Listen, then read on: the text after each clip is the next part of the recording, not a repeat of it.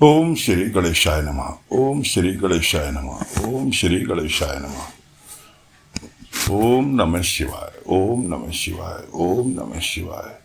देवियों, सज्जनों, साथियों, दोस्तों, सभी को मेरा नमस्कार। कथा प्रारंभ करते हैं। आज सुनाएंगे ओंकारेश्वर की महिमा। ये आपका 12 ज्योतिर्लिंग अध्याय चल रहा है शिव महापुराण का। इसमें आज सुनाने जा रहे हैं आपको ओंकारेश्वर की महिमा। सूत जी ने कहा, हे मुनियों, अब आप शिव जी के ओंकारेश्वर ज्योतिर्लिंग का महत्तम सुनिए।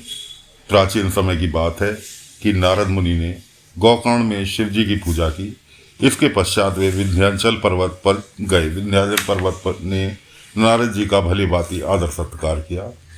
विंध्याचल पर गर्व हावी हो गया। वह नारद जी के सम्मुख बैठ गया। नारद जी ने उससे कहा, इसमें कोई दो राय नहीं, तुम सर्वश्रेष्ठ हो। तुम्हारे में ही सब पर्वत विद्वान हैं, परंतु सुमेरु पर्वत नहीं। सुमेरु पर्वत सब पर्वतों में श्रेष्ठ है। तुम सर्वगुण संपन्न होते हुए भी उसके आगे छोटे हो।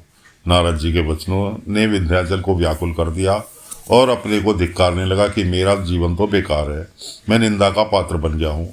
अब मैं अपने जीवन को सफल बनाने के लिए भगवान शिव की आराधना करूँगा। उसने ओंकारेश्वर क्षेत्र में पहुंचकर शिव जी का पार्थिव लिंग का निर्माण किया।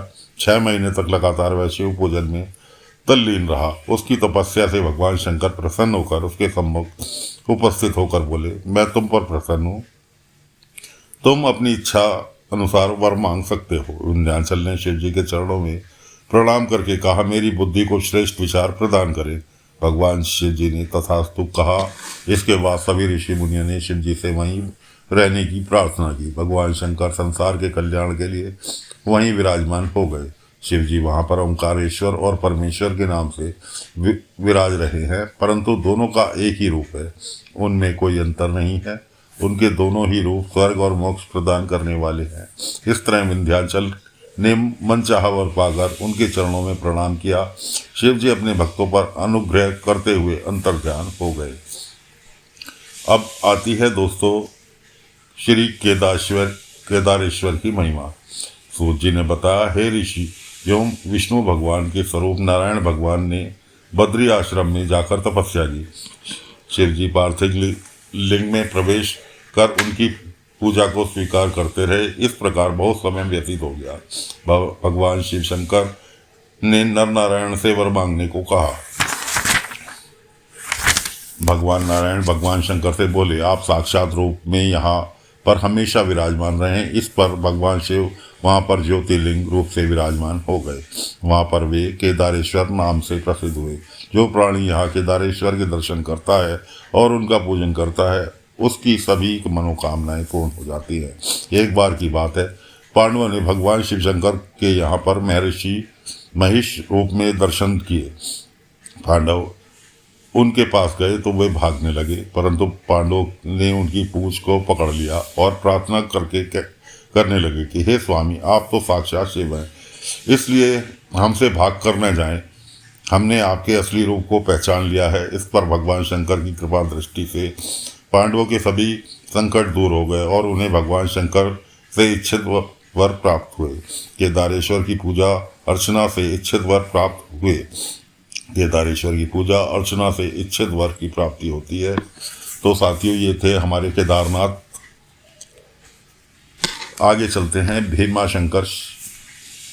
भीमेश्वर शिव की उत्पत्ति। भीम नाम का एक राक्षस था। एक बार किसी ने उससे कहा कि राजा तुम्हारे नाश के लिए अनुष्ठान कर रहा है। यह सुन भीम राजा के पास गया और तलवार निकालकर राजा को फटकारने लगा।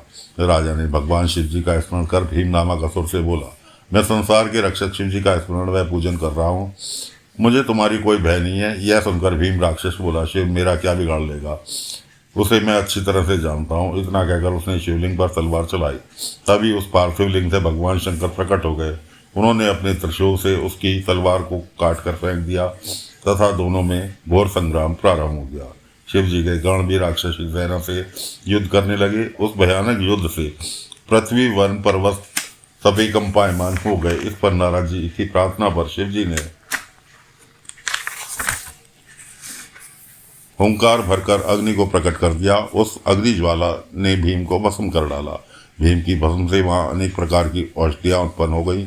ये औषधियां समस्त रोगों को विनाश करने वाली और मंगलदायक है। भीम ने के भस्म हो जाने पर सभी ऋषि मुनियों और देवताओं ने शिव जी की स्तुति की और बोले, हे स्वामी, आप चराचर जगत के कल्याण हेतु इसी स्थान पर विराजमान रहे। उनकी बात मानकर शिव जी वहीं पर विराजमान हो गए। उनका नाम भीम शंकर शिव पड़ गया। वे समस्त संसार के कल्याणकारी और दुख विनाशक कहे जाते हैं। श्री विशेश्वर शिव की महिमा। सूत जी ने कहा, हे ऋषियों, अब मैं काशी में स्थित अविमुक्तेश्वर लिंग की महिमा का वर्णन कर रहा हूँ।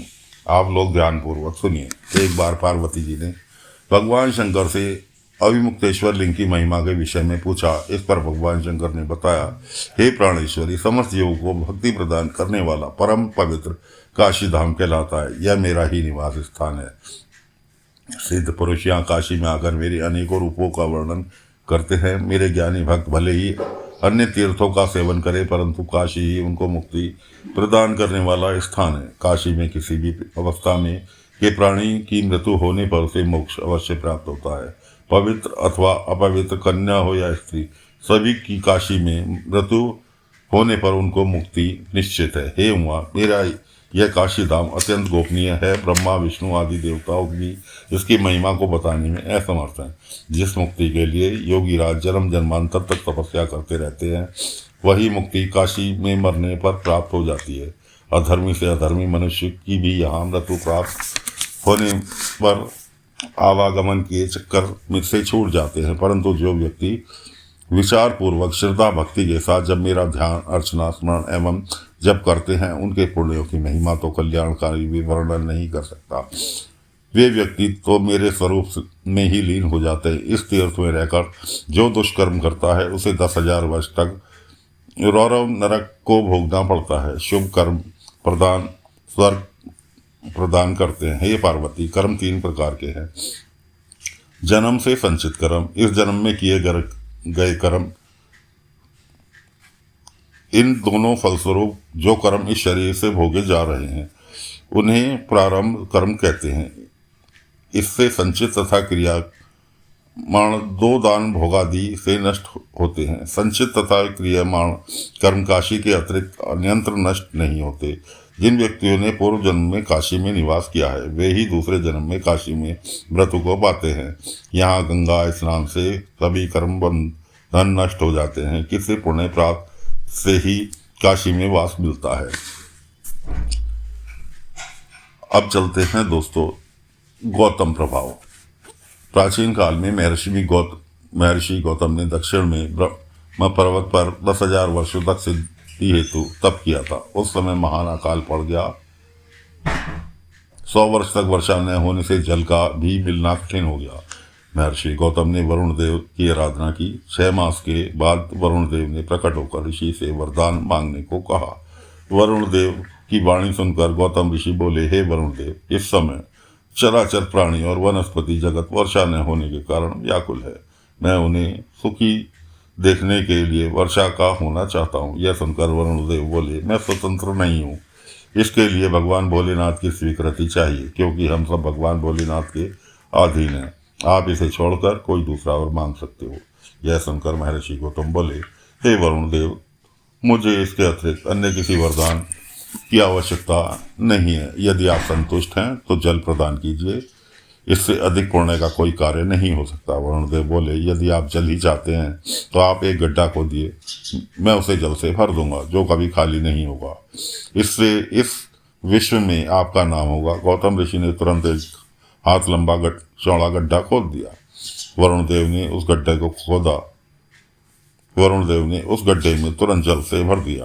वरुण देव ने गौतम ऋषि से कहा, इस स्थान पर हवन, दान, देव पूजन, तपस्या, पितृश्राद्ध आदि करने से सफल होंगे। इतना कहकर वरुण देव अंतर्ध्यान हो गए। गड्ढे के उसी जल से अन्न पैदा किया जाने लगा। इसमें सभी जीव जंतु संतुष्ट और परम प्रसन्न हुए। वह स्थान गौतम ऋषि की कृपा से रिद्धि सिद्धिदायक हो गया। एक दिन की बात है कि गौतम ऋषि के शिष्य उनकी आज्ञा से गड्ढे से जल लेने को गए। उसी समय अन्य ऋषियों की पत्नियां भी वहां पर जल भरने के लिए आई। ऋषियों ने ऋषि गौतम के शिष्य से कहा, पहले हमें जल भरने दो, तुम हमारे बाद में जल भर लेना। इसके साथ ही उन्हें कुछ फटकार भी लगा दी।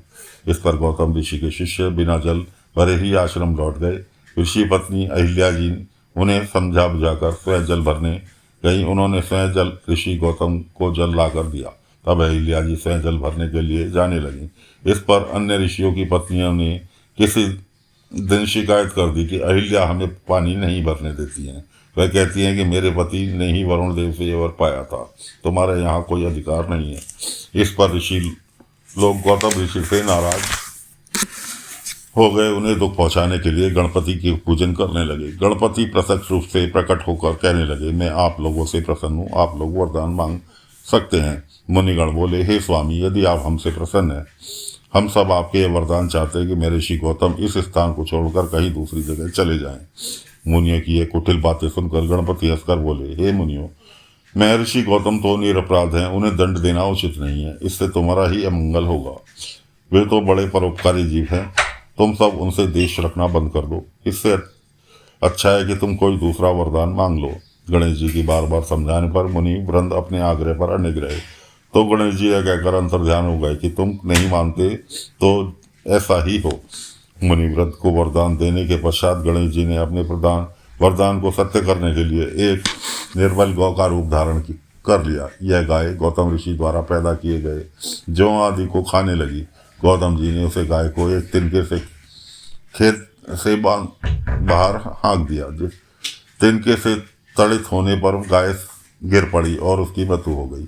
यह देख गौतम ऋषि को बड़ा भारी दुख हुआ। उन्होंने अपनी पत्नी अहिल्या को बुलाकर कहा, पता नहीं भगवान शंकर हम पर क्यों क्रोध हो गए हैं, जो गौ हत्या का पाप मुझे लग गया है। उसी समय वे कपटी मुनिगण भी वहां आ गए। वे मेरे ऋषि गौतम और उनकी पत्नी अहिल्या बाई और उनके शिष्यों को बुरा भला कहने लगे। वे बोले, हे गौतम जी, अब तुम इस स्थान पर रहने योग्य नहीं रहे हो, अतः अपनी पत्नी और अपने शिष्यों के साथ तुम किसी दूसरे स्थान पर चले जाओ, तुम गौ हत्यारे बन गए हो। इतना कहकर वे सब मुनि मिलकर उन पर पत्थर बरसाने लगे। इस पर गौतम ऋषि वहां से एक कोस की दूरी पर दूसरी जगह रहने लगे। 15 दिन के बाद गौतम ऋषि ने उन ऋषियों के पास आकर प्रायश्चित का उपाय पूछा। ऋषियों ने बताया, आप अपने पाप को सब जगह प्रसिद्ध कीजिए और पृथ्वी की 3 परिक्रमा लगाइए। यदि आप इतना नहीं कर सकते तो तप के द्वारा गंगा जी को प्रकट करके उसमें स्नान करो, 1 करोड़ पार्थिव पूजन करो, तब इस महापाप से छुटकारा मिल सकता है। मुनियों की आज्ञा पाकर गौतम मुनि वहां से यात्रा के लिए चल पड़े। वे पहले ब्रह्मगिरी की परिक्रमा करने के पार्थिव लिंग बनाकर विधि विधान से शिवलिंग की पूजा करने लगे। उनकी पत्नी अहिल्या बाई भी एकाग्रचित होकर शिव जी का पूजन करने लगी। तो साथियों, कथा को फिलहाल यहाँ विराम देते हैं। अगले अंक में आपके लिए लेकर हाजिर होंगे त्रंबकेश्वर की उत्पत्ति व महिमा। तो आज्ञा दीजिए। ओम नमः शिवाय, ओम नमः शिवाय, ओम नमः शिवाय।